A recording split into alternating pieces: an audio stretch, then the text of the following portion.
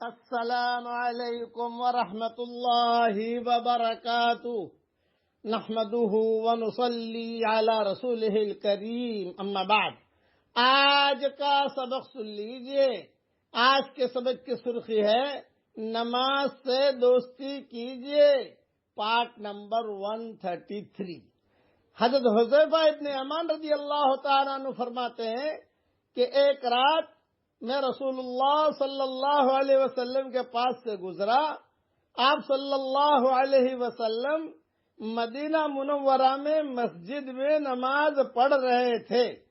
میں بھی رسول اللہ صلی اللہ علیہ وسلم کے پیچھے نماز پڑھنے کھڑا ہو گیا، اور مجھے یہ خیال تھا کہ رسول اللہ صلی اللہ علیہ وسلم کو یہ معلوم نہیں کہ میں آپ کے پیچھے نماز پڑھ رہا ہوں۔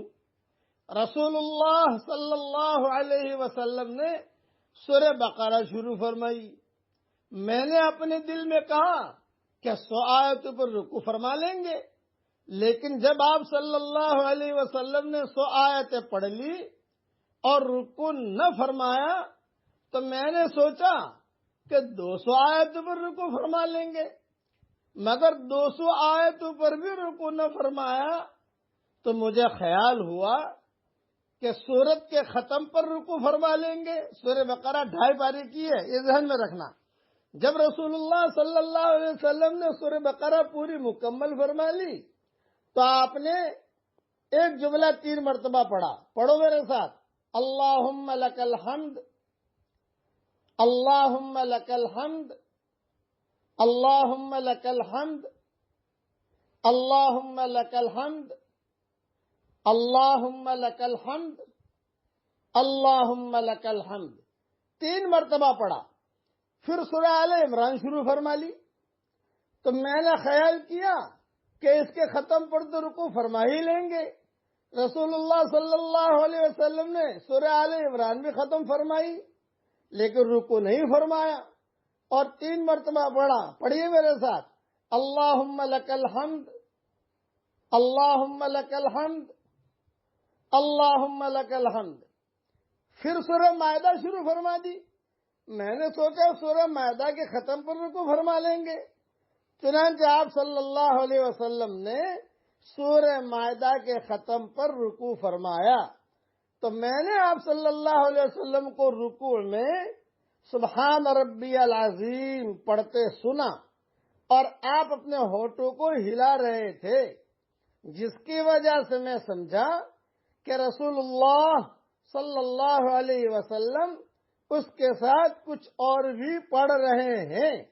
تو پھر رسول اللہ صلی اللہ علیہ وسلم نے سجدہ فرمایا، اور میں نے آپ صلی اللہ علیہ وسلم کو سجدے میں سبحان ربی الاعلی، سبحان ربی الاعلی پڑھتے سنا، اور آپ اپنے ہونٹوں کو ہلا رہے تھے، جس کی وجہ سے میں سمجھا کہ رسول اللہ صلی اللہ علیہ وسلم اس کے ساتھ کچھ اور بھی پڑھ رہے ہیں، جس کو میں نہیں سمجھ رہا تھا۔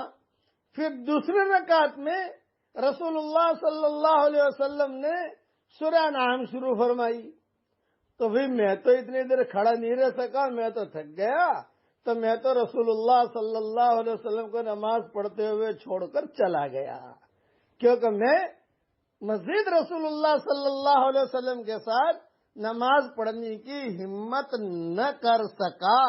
لیکن رسول اللہ صلی اللہ علیہ وسلم برابر پڑھ رہے تھے۔ یہ تھے ہمارے نبی۔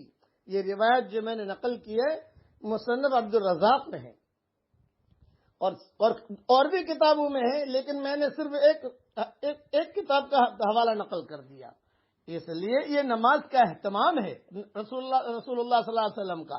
اسی لیے کہا میری آنکھوں کی ٹھنڈک نماز میں ہے، یہ بار بار نماز پڑھتے تھے، اس کا اہتمام کرتے تھے۔ اب اس میں لک الحمد کیوں پڑھا، یہ کیوں پڑھا، یہ ساری کے ساری فقہی چیزیں ہیں، اپنے وہاں علماء سے پوچھ لینا، وہ آپ کو سمجھا دیں گے۔ یہ تہجد کی نماز تھی حضور صلی اللہ علیہ وسلم کی، فرض نماز نہیں تھی، یہ اکیلے نماز پڑھ رہے تھے حضور صلی اللہ علیہ وسلم تہجد کے وقت میں یا رات کے وقت میں۔ لیکن مجھے سمجھانا صرف اس میں یہ ہے کہ کتنی لمبی لمبی رکعتیں، کتنے لمبے لمبے رکوع، ہاں، حضرت فاطمہ رضی اللہ تعالیٰ عنہ عشاء کی نماز کے بعد سردی کی راتوں میں نماز کے لیے کھڑی ہو جاتی اور جب سلام پھیرتی تو فجر کی اذان ہوتی. اتنی لمبی نماز پڑھتی تھی حضرت فاطمہ. اور سلام پھیرنے کے بعد ایک جملہ کہتی ہے، اللہ تو نے راتیں بھی تو چھوٹی بنائی ہے، اور لمبی رات ہوتی ہے تو میں اور لمبا نماز پڑھتی، لمبے رکوع کرتی، لمبے سجدے کرتی. مدینہ منورہ کی سردی کی راتیں بہت لمبی ہوتی ہیں. ہم تو چونکہ وہاں رہتے ہیں، اسلام میں پتہ ہے بہت لمبی راتیں، رات ختم ہی نہیں ہوتی، اور سردی بھی خوب ہوتی ہے. اس لیے نماز کا اہتمام کیجیے، نماز کا اہتمام کیجیے. اللہ معاف فرمائے. آج تو ہمارا یہ کہ جتنی جلدی نماز پڑھ لو.